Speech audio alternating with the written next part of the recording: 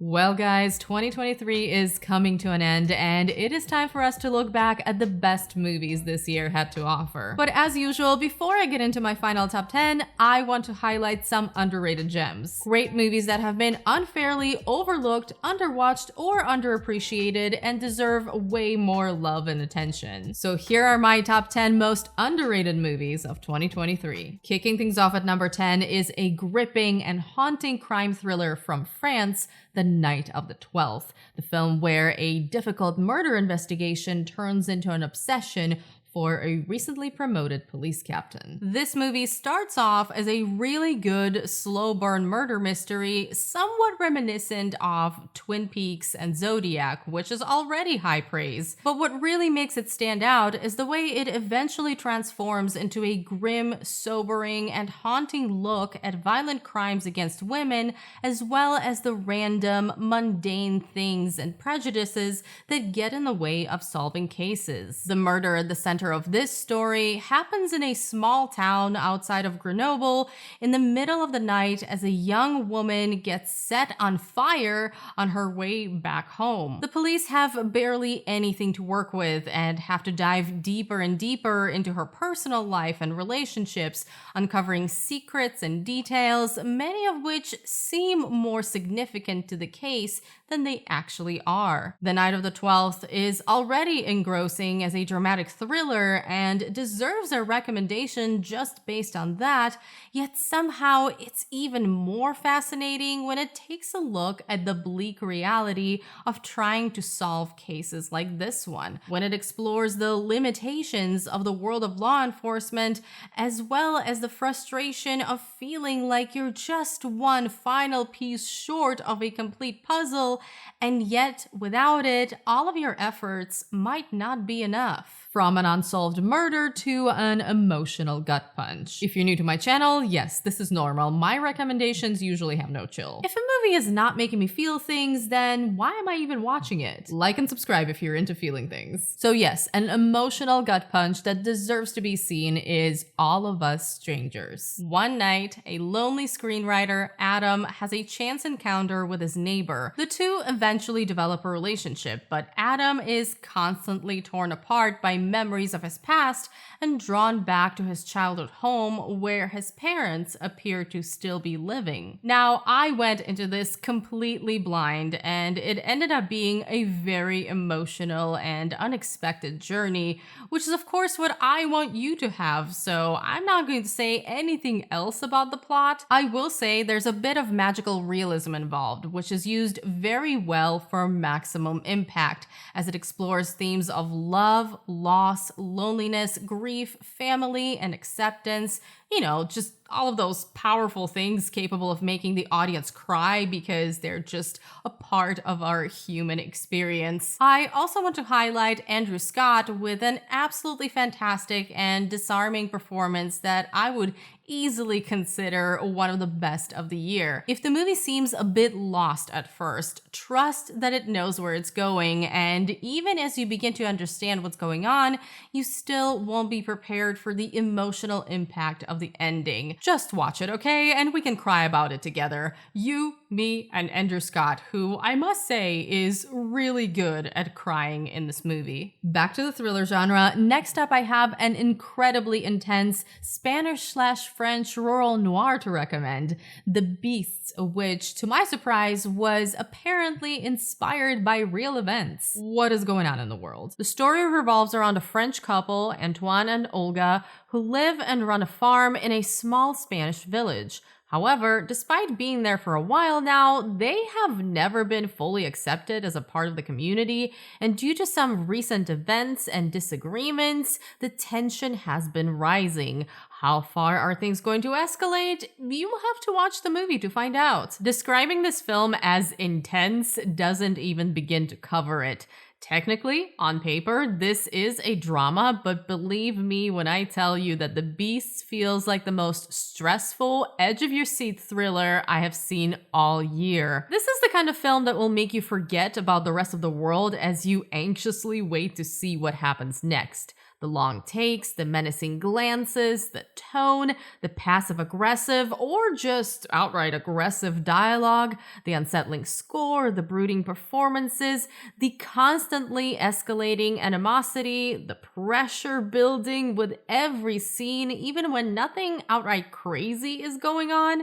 Everything about this movie feels ominous, hostile, and deeply unsettling. This movie was a very nerve-wracking 138 minutes of my life, and if you love great, grounded, slow burn in a good way, thrillers like I do, this is a must-watch. For number 7, I actually have a new release that's not only not getting enough buzz, but also is somehow not getting the love I was hoping for from awards so far, which is completely unfair. So if you haven't purchased your tickets yet, this is your reminder to go and watch The Iron Claw in theaters. The movie is based on the shocking and true story of the professional wrestling legends, the Von Erich brothers. But if you think this is just another average sports biopic, you have a heartbreaking and powerful drama coming your way. The Iron Claw is a story of tragedy and triumph, a cautionary tale of a family trying to live up to their father's expectations,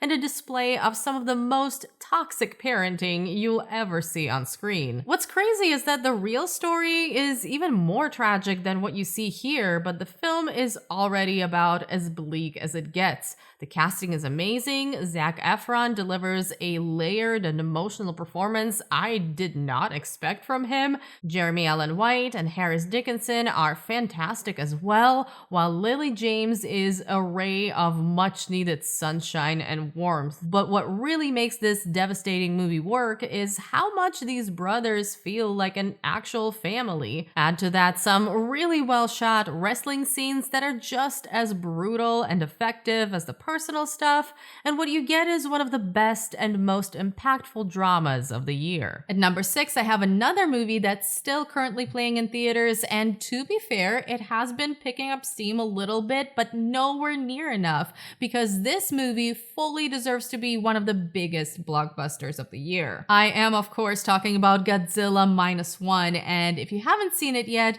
this one is definitely meant for the big screen. Listen, I am not even a big bad monster movie kind of person, and I don't really care all that much for Godzilla lore, and yet somehow a Godzilla movie made me cry. This movie is exceptional. Set in a post-World War II Japan, the film combines a massive kaiju wreaking havoc with compelling human stories and characters that you can't help rooting for. It's this human element that really takes this film to the next level, because while you may be there for the big monster action and the effects at first, nothing beats actually being invested in the story and what happens to the people in it. And yes, the visual effects are fantastic, and the monster does go smash in the most epic way, which is why Godzilla Minus One should be experienced on the big screen. It looks amazing, and it definitely exceeded my expectations. But it's the human drama that made this movie for me. It's not just an empty action movie. It's a blockbuster with a soul and a genuinely interesting and emotional story that I would actually love to see a follow-up to. Now, if you saw my end of summer video with the top 10 must-watch movies of 2023 so far, you might remember this one. At number 5, I have Blackberry, which continues to be an underrated gem that is so much better and so much more entertaining than you would expect. A movie about the rise and fall of Blackberry. Does that sound like a riveting time? Maybe to some, but to most, probably not. But believe me, this film is impossible to look away from, and while it may not quite reach the heights of The Social Network, because what does in the subgenre, the comparisons are still very fair. This true story of two very different entrepreneurs joining forces has everything: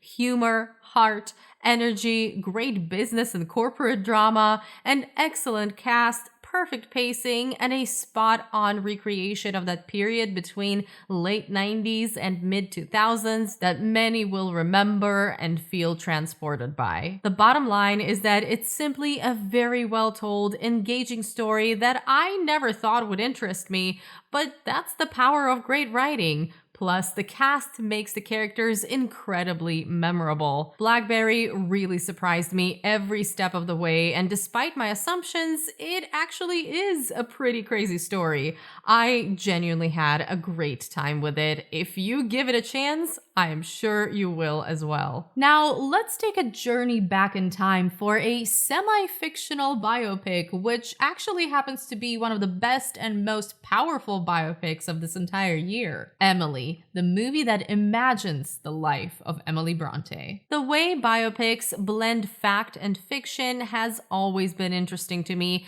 and some of my favorites of the genre embrace the spirit of the person and their experience over everything else, focusing on inspirations and trying to convey what it felt like to be that person rather than the dry facts. This is exactly what Emily does. It takes plenty of liberties as it imagines what it was like for Emily Bronte to find her voice, the role her family and upbringing played in her worldview, and the romance that inspired her. It's a wonderful and beautifully shot period piece that never feels stiff or lifeless. It's actually very much an emotional roller coaster. It's also a movie that floats in and out of a haunting tone very organically, giving it a very appropriately gothic flair. There's even a scene that could only be described as gothic horror, which I'm not going to spoil. You'll know it when you see it. It involves masks, and it's actually one of my favorite scenes of the year. Also, Emma Mackey is stunning in the lead role. She is such an underrated actress, and this is an outstanding performance. Emily is a brilliant and imaginative period piece that is absolutely worth your time. We are now down to the top 3, and opening this trio is another gem from France, The Five Devils, a unique and emotional story that deals with the past and memories through magical realism. This movie is such a treat, and it is so unfortunate that it's flying under the radar as much as it is. The story is about a mother and her daughter, and this girl has a very special gift. She is extremely sensitive to scents, saving them in jars like memories, and through these strong scents, she seems to be able to time travel to the past. Unexpectedly, her father's sister comes to visit, which for some reason makes her mother very uncomfortable, so the girl has to use her gift to uncover the truth, and the mother has to face things she has kept hidden for years. The movie blends a few different genres, and it's definitely a very unique and beautifully told story. It's also visually stunning between the cinematography and the color grading, truly one of the best looking films of the year, and of course, because I wouldn't have my favorites any other way, it's emotionally impactful. It's a mysterious and compelling journey through memories, guilt, and pent-up feelings, featuring great performances across the board, but particularly from Adele Exarchopoulos. The Five Devils is how you do magical realism on screen. It's a difficult genre to pull off because you really have to get the balance right, and this film succeeds. At number 2, I have a dark, almost horror comedy that I am shocked is not being talked about more. Dream Scenario, a movie with endless room for discussion and a simply outstanding performance from Nicolas Cage. Here's the setup. Paul is your average, quiet biology professor, but suddenly his life gets turned upside down when countless strangers, as well as his friends and family, start seeing him in their dreams. Now, Paul is pretty much a celebrity, a status he tries to use to his advantage, but soon things start spiraling out of control. This undoubtedly strange premise was very much my cup of tea. The movie tackles a variety of ideas, effectively exploring things like expectations, reality, perception, lack of control, cancel culture, and even venturing a little bit into sci-fi territory to illustrate a point. What starts off as lighthearted and quirky gradually escalates into something darkly surreal, but through all of that, Dream Scenario never stops being entertaining and thought-provoking. Then, of course, we have Nicolas Cage, who is clearly having a great time with his character. He gets to be average, pitiful, annoying, awkward, arrogant, hilarious, clueless, hopeful, hopeless, so many things that he does so well. It is truly one of his most interesting and memorable roles in years. This movie, it's something else, and I love how the writer-director Christopher Borgli toys with his audience, making them uncomfortable in the most playful way without being afraid of getting a little controversial. Now, my number one pick is certainly an unusual choice, and I don't know if you guys are ready to have this conversation, but I am, so we're going to have it. Beyond the Sea is not only one of the best sci-fi movies of this year, but actually of this entire decade so far. Yes, I am talking about Black Mirror Season 6, Episode 3, and I'm counting it as a film. It is 80 minutes long, so it absolutely is the length of a feature film, and it is a self-contained, fully realized sci-fi story. Even if you've never seen a single episode of Black Mirror, watch this one. Set in an alternative 1969, Beyond the Sea is about two astronauts played by Josh Hartnett and Aaron Paul, who, in the middle of their space mission, have to deal with the fallout of a personal tragedy back on Earth. It does get pretty heavy, and this is the type of sci-fi that leans into psychological horror elements, but that's also what makes it so great. The movie is a twisted character study focused on exploring grief and identity, as well as some very dark corners of human nature. Add to that the beautiful retrofuturistic setting with excellent visuals, striking cinematography with visual callbacks to classics like 2001: A Space Odyssey, and wonderfully layered and emotional performances from Aaron Paul, Josh Hartnett, and Kate Mara. And what you have here is a true sci-fi gem that absolutely deserves to be in the conversation that goes way beyond Black Mirror fandom. All Beyond the Sea is missing is a bit more runtime and a bit more Rory Culkin, but even at 80 minutes long, it accomplishes more than so many other genre films this year. It is an absolute must-watch for any sci-fi fan and easily one of my favorite films of 2023. But what about you? What are some of your favorite hidden gems and underrated movies of the year? I would love to know, so let me know in the comments, and if you're looking for more recommendations from me, you should check out one of these videos next.